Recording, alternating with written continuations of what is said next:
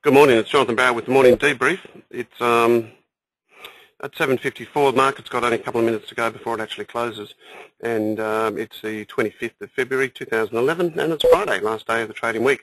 Okay, let's get right into it. I guess the most important thing is lots to talk about. I guess Libya is an issue, volatility in the crude markets, volatility in the gold markets as well, and also the soft markets. Equities, just as volatile, so there's plenty to get through. I guess the most important thing is, let's start with economic numbers. Last night we had a mixture of economic numbers in the States. I guess the key there was home sales.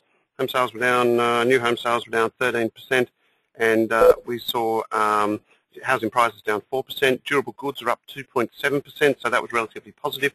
And we had confidence number, which was up around about 13%, so on last. But those confidence numbers are still in the negative territory, but that's still a positive sign.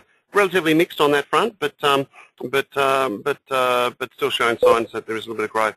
Once again, is it the stimulus packages we're talking about that are keeping the economy going, or is the economy going by itself? Obviously, one of the keys to that is oil, and what's happening in the oil market, extremely volatile last night, and obviously what's happening in Libya. It's also good just to spend a little bit of time on what's actually happening there, and what are the effects. Libya produces 1.7 million barrels of crude a day. They export about 1.1, 1.2. That can easily be placated by Saudi Arabia. So when you really look at the facts, you can really tell that that really it shouldn't affect global oil supply. Saudi Arabia has already pledged they've got 4 million barrels of excess capacity per day. So if they need to, it's quite easy, they can actually do it. I think one of the keys that people have been focusing on is how this contagion will spread to the Gulf. But I think we've really got to look at, there are two definite sets of concerns, or two definite sets of governments that can cause these violent reactions. And when you, it's actually three. When you look at it, the first one, obviously Tunisia and Egypt, we've got sort of like a social democracy there, and the government was taken out. The government was in fact the responsible parties. When you look at Libya, you've got a different set of numbers. You've got a military dictator there, and you've got 30% unemployment, so it is a concern there, and that is extremely volatile. But then you look at places like Saudi Arabia, and when you look at the fact that you have got a stable monarchy, plus you've also got a government. So I think that the unrest there, I think, I don't think it is a concern, and therefore I think that premium that has been priced into the market for oil really shouldn't be there once people get a little bit of sense as to what's actually happening. But anyway, let's have a look at the markets, and let's see what's moving and shaking. Okay, the first one obviously is dollar index. In fact, what we will do is we'll go back to see how the Dow closed, because we didn't do that. So let's just get a little bit of a run through there. The Dow looks like, let's see what's happened there, because when I first came in this morning, she was down a lot. She's down 25 to 12,080. The S&P is down 0.8 so far, and the Nasdaq's up 17, quite positive there. We've only got a couple of minutes left of trading, so I think that will be the result. The top 50 in Europe is down 5, the FTSE down 3, the CAC down 3, DAX is down 64. The local market on Psycom looks like it's closing down 12 at 4,780. Remember, we've got that BHP expiry, the BHP buyback today. That might create a little bit of headache for our local market.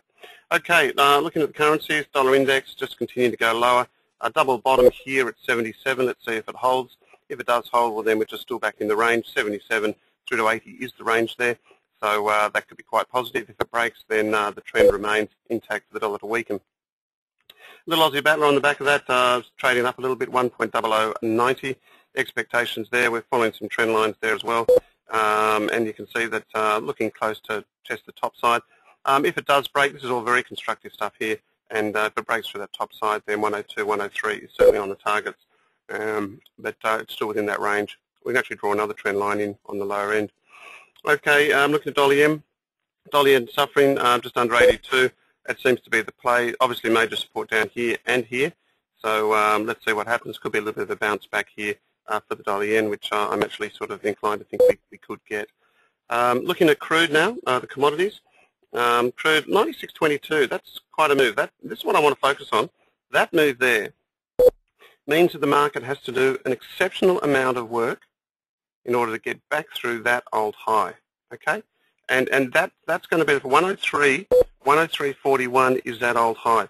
So the market's got to do a lot of work in order to get through 103.41, considering we're at 96.50.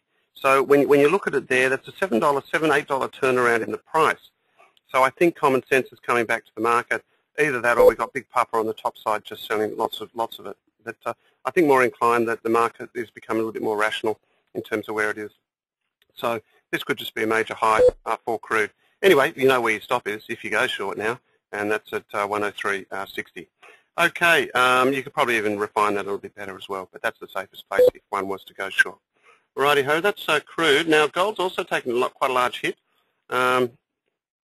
Quite down, all the way up from 14.16 and then all the way down again. And I think if anything there, that's quite an aggressive move to the downside. Let's see what happens. It might spend a bit of time going sideways.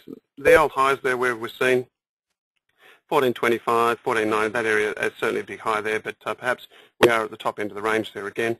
So let's see how that unfolds. Looking at copper we do think is actually a standout buy at the moment. We feel it has found a little bit of a base here, and we actually sort of like the look at it down here. Good strong move there off that support.